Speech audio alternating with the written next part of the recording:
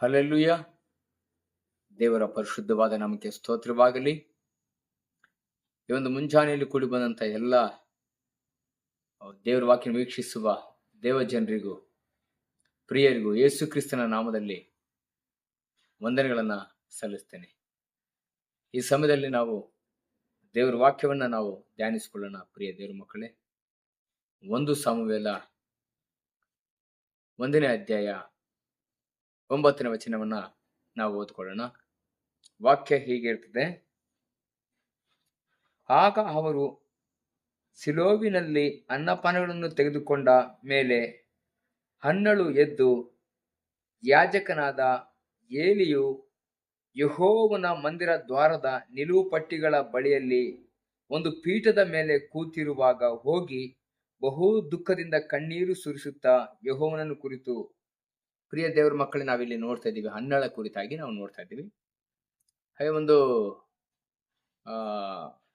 ಹನ್ನಳ ಒಂದು ಯಜಮಾನನ ನಾವು ನೋಡುವಾಗ ಎಲ್ಕಾನನ್ ಎಂಬುದನ್ನು ನೋಡ್ತೀವಿ. ಎಲ್ಕಾನನ್ಗೆ 2 ಹೆಂಡತಿಯರು, ಅದರಲ್ಲಿ ಹನ್ನಳು ಪಿನ್ನೆನಳು ಎಂಬುದಾಗಿ. ಪಿನ್ನೆನಳಿಗೆ ಮಕ್ಕಳಿರ್ತದೆ, ಹನ್ನಳಿಗೆ ಮಕ್ಕಳಿರಲ್ಲ. ಅವಳು ಬಂಜೆಯಾಗಿರ್ತಾಳೆ.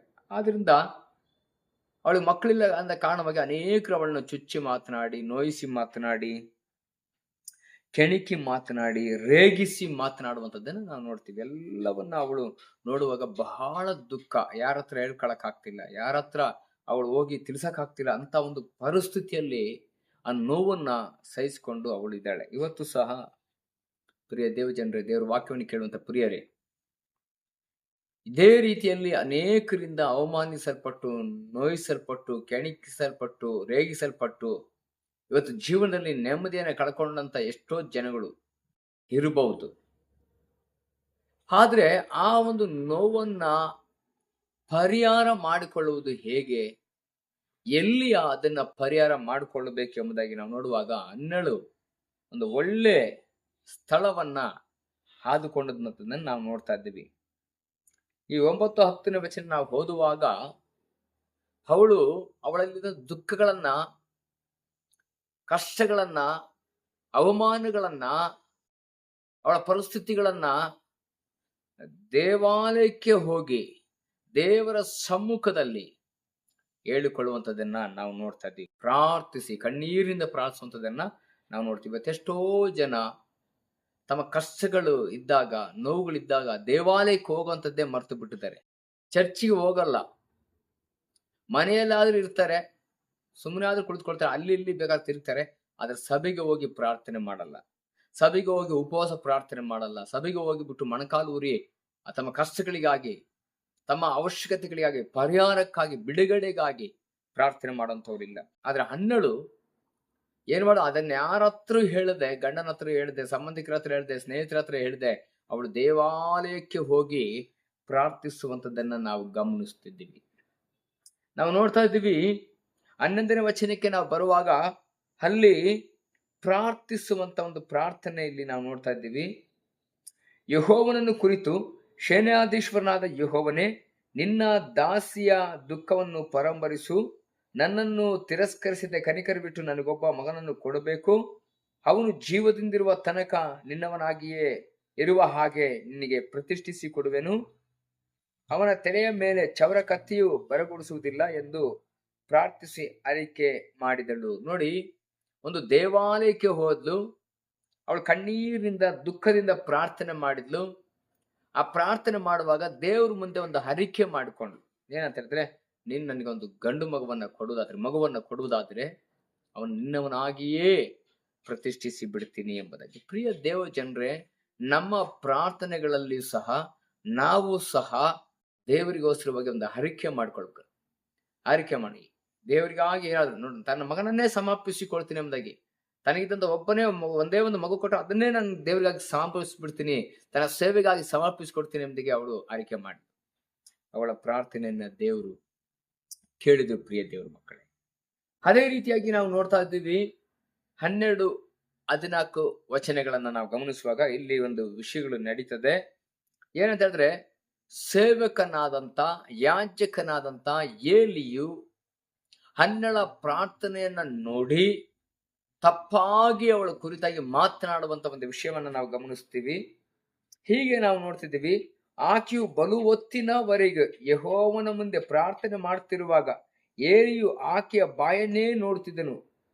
ಆಕೆಯು ಹೃದಯದಲ್ಲಿ ಪ್ರಾರ್ಥಿಸುತ್ತಿರುವುದರಿಂದ ತುಟಿ ಮಾತ್ರ ಅಲ್ಲಾಡುತ್ತಿತ್ತು, ಶಬ್ದವು ಕೇಳಿಸಲಿಲ್ಲ.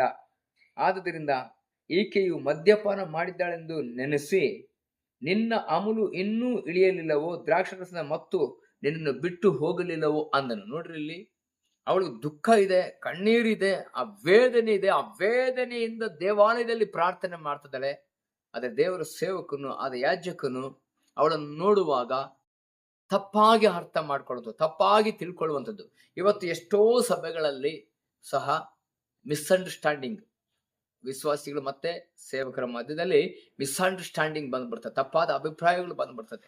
ಇಲ್ಲ ವಿಶ್ವಾಸಿಗಳಿಂದ ಬಂದಿರ್ತದೆ, ಇಲ್ಲ ಸೇವಕರಿಂದ ಬಂದಿರ್ತದೆ. ಆದ್ರೆ ಏನಾಗುತ್ತೆ ಅಂತ ಹೇಳಿದ್ರೆ, ಅದೊಂದು ದೊಡ್ಡ ಒಂದು ರಾದಂತ ಆಗಿ ನಡೆದು, ಈ ಸಭೆನೇ ಬೇಡ, ಈ ಸೇವೆನೇ ಬೇಡ, ಈ ಸೇವಕನೇ ಬೇಡ, ಈ ರಾಷ್ಟ್ರ ಬೇಡ, ನಾನು ಇನ್ನೊಂದು ಸಭೆಗೆ ಹೋಗ್ತೀನಿ, ಮತ್ತೊಂದು ಸಭೆಗೆ ಹೋಗ್ತೀನಿ, ಇನ್ನೊಬ್ಬ ಸೇವಕರ ಹತ್ರ ಹೋಗ್ತೀನಿ ಅಂತ ಸಭೆಗಳನ್ನ ಬಿಟ್ಟು ಸಭೆಗಳನ್ನ ಡಿವೈಡ್ ಮಾಡ್ಕೊಂಡು ಅವರು ಹೋಗುವಂಥದ್ದನ್ನ ನಾವು ನೋಡ್ತಾ ಇದ್ವಿ. ಆದ್ರೆ ಪ್ರಿಯ ದೇವ ಜನರೇ, ಈ ಹನ್ನಳ ಜೀವಿತದಲ್ಲಿ ಸಹ ಅವಳು ದುಃಖಗಳನ್ನ ಹೇಳ್ಕೊಳ್ಳುವಾಗ, ಕಣ್ಣೀರು ಸುರಿಸಿ ಪ್ರಾರ್ಥನೆ ಮಾಡುವಾಗ, ಯಾಜಕನು ಅವಳ ಬಗ್ಗೆ ತಪ್ಪಾಗಿ ಅರ್ಥ ಮಾಡ್ಕೊಂಡು ತಪ್ಪಾಗಿ ಮಾತನಾಡೋದು ಅವಳಿಗೆ ಕೇಳಿಸುವಾಗ, ಕೆಲವೊಂದ್ಸರಿ ಸೇವಕರು ಮಾತಾಡೋದು, ಇಲ್ಲಿ ವಿಶ್ವಾಸಿಗಳು ಮಾತಾಡೋದು ಕೇಳಿಸೋದೇ ಇಲ್ಲ. ಯಾರೋ ಒಬ್ರು ಏನು ಹೇಳ್ಬಿಟ್ಟಿರ್ತಾರೆ, ಅದನ್ನೇ ಹಿಡಿದು ಅಗೆತನ ಸಾಧಿಸುವಂಥದ್ದು, ಅದನ್ನೇ ಹಿಡಿದು ಬಿಟ್ಟು ಅವರು ದ್ವೇಷ ಮಾಡುವಂಥದ್ದು, ಅದನ್ನೇ ಹಿಡಿದು ಸೇವಕರ ಬಗ್ಗೆ ಅಥವಾ ವಿಶ್ವಾಸಿಗಳ ಬಗ್ಗೆ ಇಲ್ಲ ಸಲ್ಲದ ಮಾತುಗಳನ್ನ ಅವರು ಇವರ ಜೊತೆಗೆ ಹೇಳುವಂಥದ್ದು ನಾವು ನೋಡ್ತಾ ಇದ್ದೀವಿ. ಆದ್ರೆ ಇಲ್ಲಿ ಹನ್ನಳು ಈ ಮಾತನ್ನ ಕೇಳುವಾಗ, ಖುದ್ದಾಗಿ ಕೇಳುವಾಗ ಅವಳು ಸಿಟ್ಟಾಗ್ಲಿಲ್ಲ. ನೀನೆಂತ ಸೇವಕ, ನೀನೆಂತ ಯಾಜಕ, ನನ್ನನ್ನು ಅರ್ಥ ಮಾಡ್ಕೊಳ್ಳಿಲ್ಲ, ನನ್ನ ನೋವನ್ನು ಅರ್ಥ ಮಾಡ್ಕೊಳ್ಳಿಲ್ಲ, ನನ್ನ ದುಃಖಗಳನ್ನು ನೀನು ಅರ್ಥ ಮಾಡ್ಕೊಳ್ಳಿಲ್ಲ. ನನಗೆ ಈ ಒಂದು ಏನು ಆಲಯನೂ ಬೇಡ, ಸಭೆನೂ ಬೇಡ, ಸೇವೆನೂ ಬೇಡ, ಚರ್ಚು ಬೇಡ, ಈ ಸೇವಕನೂ ಬೇಡ, ನಾನು ಬೇರೊಂದ್ ಕಡೆ ಹೋಗ್ತೀನಿ ಅಂತ ಅವಳು ಯಾವತ್ತು ಕೋಪ ಮಾಡ್ಕೊಂಡು, ಬೇಸರ ಮಾಡ್ಕೊಂಡು, ನೊಂದ್ಕೊಂಡು ಬೇರೆ ರೀತಿ ಮಾತಾಡ್ಲಿಲ್ಲ ಸೇವಕನಿಗೆ ವಿರುದ್ಧವಾಗಿ. ಆದ್ರೆ ಅವಳು ಬಹಳ ತಾಳ್ಮೆ ಉಳ್ಳವಳಾಗಿತ್ತು, ಸಹನೆ ಉಳ್ಳವಳಾಗಿತ್ತು. ಏನ್ ಮಾಡ್ತಾಳೆ ಅಂತ ಹೇಳಿದ್ರೆ, ಈ 15-16 ವಚನ ನಾವು ಓದುವಾಗ ಅಲ್ಲಿ ಹೀಗೆ ಹೇಳ್ತದೆ, ಅದಕ್ಕೆ ಹನ್ನಳು, ಸ್ವಾಮಿ ಆಗಲ್ಲ, ನಾನು ಬಹು ದುಃಖ ಪೀಡಿತಳು, ದ್ರಾಕ್ಷರಸವನ್ನಾದರೂ ಬೇರೆ ಯಾವ ಮದ್ಯವನ್ನಾದರೂ ಕುಡಿದವಳಲ್ಲ, ನನ್ನ ಮನೋವೇದನೆಯನ್ನು ಯೆಹೋವನ ಮುಂದೆ ಒಯ್ದಿದ್ದೇನೆ. ನೋಡಲ್ಲಿ ಹೇಳುವಂತ ವಿಚಾರ ಏನಂತ ಹೇಳಿದ್ರೆ, ಅವನ ತಪ್ಪಾಗಿ ಅರ್ಥ ಮಾಡ್ಕೊಂಡಿದ್ದನ್ನ ಸರಿಯಾದ ರೀತಿಯಲ್ಲಿ ಅರ್ಥ ಮಾಡಿಕೊಡ್ತದಲ್ಲ, ಅರ್ಥ ಮಾಡಿಕೊಳ್ಳುವಾಗ ದೇವರ ಸೇವಕರಿಗೆ ತಾಳ್ಮೆಯಿಂದ, ಸಹನೆಯಿಂದ ದೇವರ ಸೇವಕರಿಗೆ ಹೇಳುತ್ತದೆ ನಾನು ನೋಡ್ತೀನಿ. ದೇವರ ಸೇವಕರ ಮುಂದೆ ತಗ್ಗಿಸಿಕೊಂಡು, ಸ್ವಾಮಿ ನಾನು ಆಗಲ್ಲ, ದ್ರಾಕ್ಷರಸವಾಗ್ಲಿ ಮದ್ಯವನಾಗ್ಲಿ ಕುಡ್ದವಳಲ್ಲ, ನನ್ನ ನೋವನ್ನ ನಾವು ದೇವರ ಮುಂದೆ ಇದುವರೆಗೂ ಒಯ್ತಾ ಇದ್ದೀನಿ ಎಂಬುದಾಗಿ ಹೇಳ್ತಿದ್ದಾಳೆ. ನಿನ್ನ ದಾಸಿಯನ್ನು ಅಯೋಗ್ಯಳೆಂದು ನೆನೆಸಬೇಡ, ಈವರೆಗೂ ನನ್ನ ಹೆಚ್ಚಾದ ದುಃಖವನ್ನು, ಚಿಂತೆಯನ್ನು, ವ್ಯಥೆಯನ್ನು ಅರಿಕೆ ಮಾಡಿಕೊಳ್ಳುತ್ತಾ ಇದ್ದೇನೆ ಎಂದು ಹೇಳಿದಳು. ನೋಡ್ರಿ, ನಾವು ಒಬ್ರು ತಪ್ಪಾಗಿ ನಮಗೆ ಮಾತನಾಡುವಾಗ ಅವರಿಗೆ ಅದ ತಪ್ಪಿನ ಅರಿವನ್ನ ನಾವು ಏನ್ ಮಾಡ್ಕೋ ಅವರಿಗೆ ತಿಳಿಸಬೇಕು. ನಾನು ಏನ್ ಮಾಡ್ತಾ ಇದ್ದೀನಿ ಸತ್ಯವನ್ನ ನಾವು ತಿಳಿಸಬೇಕು. ಅದನ್ನ ತಿಳಿಸದೆ ನಾವು ಸಿಟ್ಟಾಗಿ ಅವರು ಸಿಟ್ಟಾಗಿ ಮಾತಿಗೆ ಮಾತಾಡಿ ಅಲ್ಲಿ ದೊಡ್ಡ ಒಂದು ಗರಿಬೆ ಮಾಡ್ಕೊಳಕ್ಕಿಂತ ಹೆಚ್ಚಾಗಿ ನನಗೆ ತಾಳ್ಮೆ ಬೇಕು, ಸಹನೆ ಬೇಕು. ಅವ್ರ ತಪ್ಪಾಗಿ ತಿಳುವಳಿಕೆನ ನಾವು ತಿಳಿ ಹೇಳುವಂತ ಒಂದು ಸಹನೆ ನಮಗೆ ಬೇಕು. ಹನ್ನಳು ಸಹ ಏಲಿಗೂ ಸಹ ಅದೇ ರೀತಿಯಾಗಿ ತಾಳ್ಮೆಯಿಂದ ಹೇಳಿದ್ದನ್ನು ನಾವು ನೋಡ್ತಾ ಇದ್ದೀವಿ. ಆಗ ನಾವು 17-18 ವಚನ ಓದ್ಬೇಕಾದ್ರೆ ಅವಾಗ ಆ ಯಾಜಕನಿಗೆ, ಸೇವಕನಿಗೆ ತಾನು ಮಾತಾಡಿದ ಅರ್ಥ ಆಯ್ತು. ತಪ್ಪಾಗಿ ನಾನು ಮಾತಾಡಿದ್ದೀನಿ, ತಪ್ಪಾಗಿ ಗ್ರಹಿಸ್ಕೊಂಡಿದ್ದೀನಿ, ತಪ್ಪಾಗಿ ಆಲೋಚನೆ ಮಾಡಿದ್ದೀನಿ, ತಪ್ಪಾಗಿ ನಾನು ತಿಳ್ಕೊಂಡಿದ್ದೆ ಎಂಬುದಾಗಿ ಅದರ ತಪ್ಪಿನ ಮನವರಿಕೆ ಆಯ್ತು. ಆ ತಪ್ಪಿನ ಮನವರಿಕೆನ ನಾವು ಮಾಡಬೇಕು. ಹನ್ನಳು ಮಾಡಿದ್ಲು. ಆ ತಪ್ಪಿನ ಮನವರಿಕೆ ಆಗಿ ಅವನು ಏನ್ ಮಾಡ್ತಾನೆ ಅಂತಾನೆ ಸೇವಕನು, ಆಕೆಗೆ ಸಮಾಧಾನದಿಂದ ಹೋಗು, ಇಸ್ರಾಯೇಲ್ ದೇವರು ನಿನ್ನ ಪ್ರಾರ್ಥನೆಯನ್ನು ನೆರವೇರಿಸಲಿ ಅನ್ನಲು ಹನ್ನಳು ಹೇಳಿಗೆ, ನಿನ್ನ ದಾಸಿಯ ಮೇಲೆ ಕಟಾಕ್ಷವಿರಲಿ ಎಂದು ಹೇಳಿ ಹೊರಟು ಹೋಗಿ ಊಟ ಮಾಡಿದಳು. ಆಮೇಲೆ ಆಕೆಯ ಮೋರೆಯಲ್ಲಿ ದುಃಖ ಕಾಣಿಸಲಿಲ್ಲ. ನೋಡಿ, ಊಟ ಮಾಡಿದ್ಲು, ದುಃಖ ಕಾಣಿಸ್ಲಿಲ್ಲ, ಸಮಾಧಾನದಿಂದ ಹೋದ್ಲು. ಪ್ರಿಯ ದೇವ್ರ ಮಕ್ಕಳೇ, ಏನೇ ಆದ್ರೂ ಸಹ ನಿನಗೆ ರಕ್ಷಣೆ ಕೊಟ್ಟಂತ, ನಿನಗೆ ವಾಕ್ಯದಲ್ಲಿ ನಡೆಸಿದಂತ, ನಿನಗಾಗಿ ಪ್ರಾರ್ಥಿಸಿದಂತ ಆ ಸ್ಥಳದಲ್ಲೇ ನಿನಗೆ ಆಶೀರ್ವಾದ. ಅವಳು ಸಿಟ್ಟು ಮಾಡ್ಕೊಂಡು ಕೋಪ ಮಾಡ್ಕೊಂಡು ಹೋಗ್ಬಿಟ್ಟಿದ್ರೆ ಇವತ್ತು ದೇವರ ಅದ್ಭುತ ಕಾಣಲಿಕ್ಕೆ ಸಾಧ್ಯವಾಗ್ತಿರ್ಲಿಲ್ಲ. ಅವಳು ಹಾಗೆ ಹೋಗ್ಲಿಲ್ಲ. ಸಮಾಧಾನದಿಂದ ಪ್ರೀತಿಯಿಂದ ಅವಳು ಹೊರಟು ಹೋದ್ಲು. ನಾವು ನೋಡ್ತಾ ಇದ್ದೀವಿ 19-20 ವಚನದಲ್ಲಿ ದೇವರು ಒಂದು ಅದ್ಭುತ ಮಾಡಿದ್ರಲ್ಲಿ ಅವಳಿಗೆ. ಏನಂತ ಹೇಳಿದ್ರೆ ಅವನ ಗಂಡು ಮಗುವನ್ನ, ಅವಳು ಗರ್ಭಿಣಿಯಾಗಿ ಗಂಡು ಮಗುವನ್ನ ಹೇರುವಂಥದ್ದನ್ನ ನೋಡ್ತಾ ಇದ್ದೀವಿ. ಇವತ್ತು ಸಹ ನಾವು ಸಹ ತಾಳ್ಮೆ ಉಳ್ಳವರಾಗಿ, ಸಹನೆ ಉಳ್ಳವರಾಗಿ, ಅನ್ನಳ ಹಾಗೆ ತಾಳ್ಮೆಯಿಂದ ಸಹನೆಯಿಂದ ವರ್ತಿಸುವುದಾದ್ರೆ, ಬದುಕುವುದಾದ್ರೆ, ಅಥವಾ ತಪ್ಪಾಗಿ ಮಾತನಾಡುವಂತವರಿಗೆ ದೇವರ ಕಡೆ ನಿಮ್ಮ ಒಳ್ಳೆ ನಡತೆಯಿಂದ ಕಟ್ಟ್ರಿ, ಅವರ ಬಾಯಿಗಳನ್ನ, ಮೂಢರ ಬಾಯನ್ನು ಒಳ್ಳೆ ನಡತೆಯಿಂದ ಕಟ್ಟ್ರಿ ಎಂಬುದಿಗೆ 1 ಪೇತ್ರದಲ್ಲಿ ನಾವು ನೋಡ್ತಾ ಇದ್ದೀವಿ. ಅದೇ ರೀತಿ ತಿಳಿಯದೆ ಮಾತನಾಡೋ ಬಾಯಿಗಳನ್ನು ಕಟ್ಟಬೇಕಂತ ದೇವರ ಕೇಳ್ತದೆ, ನಿಮ್ಮ ಒಳ್ಳೆ ನಡತೆಯಿಂದ ಅಂತ ಹೇಳ್ಬಿಟ್ಟು. ಅದೇ ರೀತಿಯಾಗಿ ರೋಮ ಪತ್ರಿಕೆ 12ನೇ ಅಧ್ಯಾಯದಲ್ಲಿ 21 ವಚನದಲ್ಲಿ ನಾವು ನೋಡ್ತೇವೆ. ಹಾಗಾಗಿ ಪ್ರಿಯ ದೇವರ ಮಕ್ಕಳೇ, ಹನ್ನೆರಡಲ್ಲಿ ಇದ್ದಂತ ಸಹನೆ, ತಾಳ್ಮೆ ನಮ್ಮಲ್ಲೂ ಇರಲಿ. ಯಾಕಂದ್ರೆ ಎಲ್ಲಿ ಅವಮಾನ ಆಗ್ತದೆ, ಅಪಮಾನ ಅಲ್ಲೇ ದೇವರು ತಲೆ ಎತ್ತುವಂತೆ ಮಾಡ್ತಾನೆ, ಗೌರವಕ್ಕೆ ಆಧಾರನಾಗಿ ಕಾಪಾಡ್ತಾನೆ. ನಾವು ಪ್ರಾರ್ಥನೆ ಮಾಡೋಣ. ಪರಿಶುದ್ಧನ ದೇವರೇ, ಕೇಳಂತ ಈ ವಾಕ್ಯವನ್ನು ಆಶ್ವಸಿಸು, ಕೇಳಂತ ಪ್ರತಿಯೊಬ್ಬರು ಬಲಪಡಿಸು. ಈ ರೀತಿಯಾದಂತಹ ಸನ್ನಿವೇಶಗಳು, ಸಂದರ್ಭಗಳು ಅವರ ಜೀವನದಲ್ಲಿ ಆಗಿದ್ರು ಸಹ ಹನ್ನೆರಡಲ್ಲಿದ್ದಂತಹ ಒಂದು ಸ್ವಭಾವ, ಗುಣ, ತಾಳ್ಮೆ, ಸಹನೆ ನಮ್ಮಲ್ಲೂ ಸಹ ಉಂಟಾಗಲಿ.